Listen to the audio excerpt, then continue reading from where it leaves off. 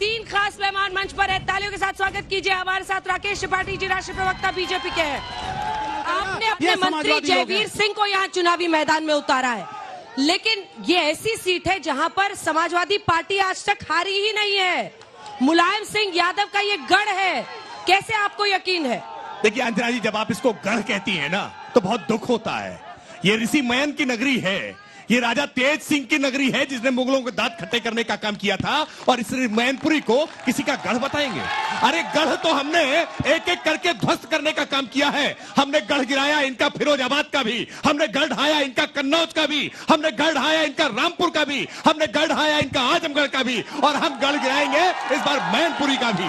ये सारे गढ़ वाले लोग, वास्तविकता में सच बात यह है कि एक गढ़ और किले की राजनीति करने वाले लोग केवल परिवार की राजनीति करते हैं। सच बात यह है कि फिरोजाबाद से भाई को लड़ाएंगे, बदायूं से भाई को लड़ाएंगे, आजमगढ़ से भाई को लड़ाएंगे, स्वयं अखिलेश यादव जी चुनाव लड़ने चले आएंगे और पत्नी डिंपल यादव को यहां चुनाव लड़ाएंगे। सारे भाई चुनाव लड़ेंगे। ये सफाई के हाथ मलते रहेंगे। ये समाजवादी पार्टी के नेता क्या जिंदाबाद नारे लगाने के लिए है? आज उत्तर प्रदेश का यादव पूछ रहा है, ये मैनपुरी के यादव समाज पूछ रहा है कि 5 के 5 यादव पूरे के पूरे सैफई कुनबे के, क्या मैनपुरी के यादवों ने कोई गुनाह किया है कि उनको टिकट नहीं मिल सकता? क्या उत्तर प्रदेश में कोई यादव नहीं मिला इन्हें कि उनको टिकट दे पाए? ये एक जाति की राजनीति करते करते एक परिवार तक आकर के सीमित हो गए, और जब से अखिलेश जी ने कमान संभाली है तब से तो पार्टी का बंटाधार कर दिया। 2014 का चुनाव हारे, 2017 का चुनाव हारे, 2019 का चुनाव हारे, 2022 का चुनाव हारे, पंचायत के चुनाव हारे, निकाय के चुनाव हारे, उपचुनाव हारे, और बार बार चुनाव हारने के बाद ईवीएम पर दोष ठहराते हैं,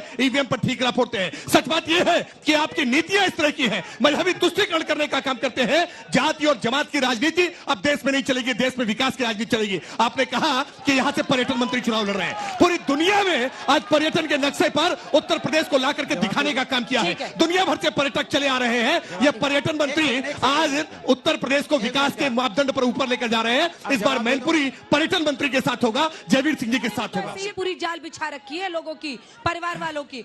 आपका परिवारवाद, इनका परिवारवाद अलग कैसे? नहीं, देखिए किसी के पुत्र या पुत्री होना अपराध नहीं है।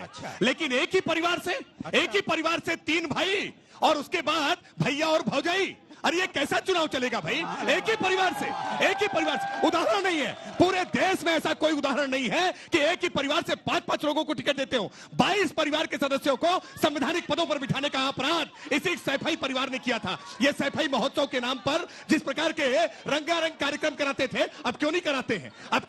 हिम्मत नहीं है। विकास की बात करते हैं। सच बात यह है कि विकास की बात करते करते विकास दुबे जैसा मॉडल खड़ा करने का काम करते थे, अपराधियों का मॉडल खड़ा करने का काम करते थे। सच बात यह है कि इस मैनपुरी और फिरोजाबाद की सड़कों पर किस प्रकार से दिन दहाड़े लूट हो जाया करती थी, रंगदारी वसूली हुआ करती थी, अपहरण हुआ करता था। यह भय और भ्रष्टाचार का, आतंक का एक साम्राज्य था जिसको मोदी और योगी ने उखाड़ करके फेंकने का काम। एमवाई का नारा दिया करते थे कि मुस्लिम और यादव, लेकिन आज यह एमवाई का परिवर्तन हो गया है। एमवाई का मतलब मोदी और योगी हो गया है। इस मोदी और योगी के कॉम्बिनेशन ने आज इनके दांत खट्टे कर दिए हैं। आज ये इसलिए विकास के मुद्दे पर बहस नहीं करना चाहते। मैं चुनौती देकर के कहता हूं कि बात कर लीजिए बेरोजगारी के मुद्दे पर। आप तो बेरोजगारी भत्ता बांटा करते थे ना, लेकिन हमने आज उत्तर प्रदेश में 2% से नीचे बेरोजगारी के दर को करने का काम किया है। 17.4 बेरोजगारी की दर आपके शासनकाल में हुआ करती थी। लेकिन सच बात यह है कि ये मुद्दों पर बात नहीं कर सकते हैं। महंगाई की दर मनमोहन सिंह की सरकार में डबल डिजिट में थी। देश की इकोनॉमी गोते लगा रही थी। आज देश की इकोनॉमी 11वें स्थान से 5वें स्थान पर आई है, और मोदी जी की गारंटी है कि अगर फिर सरकार बनती है तो देश की इकोनॉमी 3रे नंबर पर आएगी। भगवान राम पर वोट क्यों? शासन की सबसे बेहतर अवधारणा जो है वो राम राज्य है। राम राज्य शासन की सबसे बेहतर अवधारणा है, इसको लागू करने का काम हम कर रहे हैं। भगवान राम तो भारत की चेतना है, भारत की आत्मा है, भारत की संस्कृति है। लेकिन ये राम से कितनी भी दूरी करने की कोशिश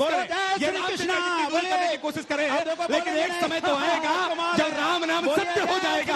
आप राम से दूरी चाहे जितनी करिए, लेकिन अंत समय में तो राम नाम सत्य ही याद आएगा। इसलिए राम से दूरी करने की कोशिश करिए। राम नाम सत्य होकर के रहेगा, और समाजवादी पार्टी का तो इसी चुनाव में राम नाम सत्य हो जाएगा। ये भगवान राम के दर्शन करने नहीं जाएंगे, लेकिन माफिया के कब्र पर फातिहा पढ़ने चले जाएंगे। इलेक्ट्रोल बॉन्ड के नाम पर भारतीय जनता पार्टी ने बीफ काटने वाली कंपनी से जो 6 करोड़ रुपए चंदा लिया, उसका जवाब दे भारत। देखिए, एक तो यही मैं कहता हूँ, ये जो अफवाह फैलाने का तरीका है ना, ये जो भ्रम फैलाने का तरीका है, इससे बचिए। सच बात यह है कि किसी बीफ कंपनी बीफ एक्सपोर्ट करने की अनुमति किसी को नहीं है, उसके बावजूद इस नौजवान साथी को भ्रम जैसे फैलाने का काम किया है ना, यही भ्रम फैलाने का काम करते हैं। और इलेक्टोरल बॉन्ड की बात कौन कर रहे हैं? वो जो बेल बॉन्ड भर करके जमानत पर रिहा है, वो आज इलेक्टोरल बॉन्ड की बात कर रहे हैं। सच बात यह है कि इन्होंने लाखों करोड़ों के भ्रष्टाचार करने के काम किए, और जब से नरेंद्र मोदी जी की सरकार आई है, पूरे देश में एक भी भ्रष्टाचार का ये कोई उदाहरण प्रस्तुत नहीं कर पाए हैं, क्योंकि मोदी है। मंगलसूत्र को लेकर उनका सवाल है कि कांग्रेस पार्टी सबके मंगलसूत्र ले लेगी,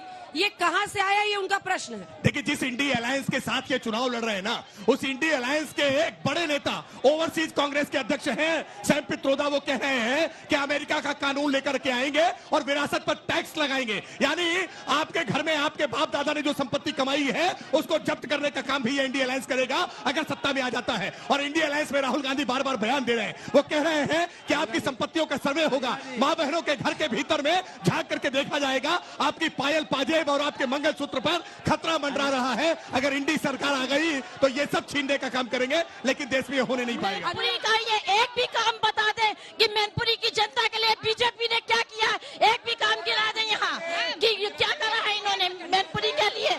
सिर्फ बीजेपी वाले काम बताएं, आपने मैनपुरी के लिए क्या किया है। कागज कलम निकाल लीजिए, नोट कर लीजिए।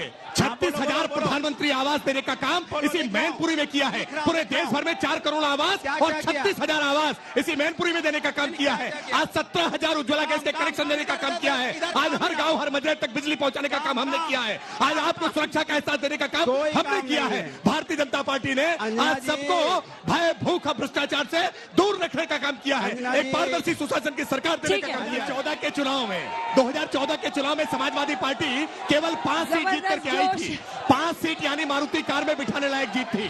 2019 के चुनाव में 3 मैनपुरी की लड़ाई है भाई, रिक्शा पर बैठने लायक। उधर दिखाइए, 2024 के चुनाव में मैनपुरी की लड़ाई है, पैडल मारने लायक भी कोई आदमी नहीं मैनपुरी की बचने वाला। लड़ाई है।